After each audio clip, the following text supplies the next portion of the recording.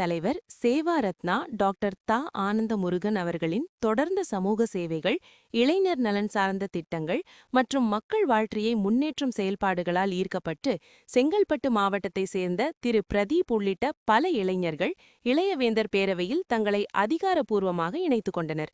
இந்த நிகழ்ச்சியின் போது பேரவையின் தலைவர் சேவா ரத்னா டாக்டர் தா. ஆனந்த முருகன் அவர்களை நேரில் சந்தித்து அவரிடமிருந்து உறுப்பினர் சேர்க்கை படிவங்களை பெற்றனர்.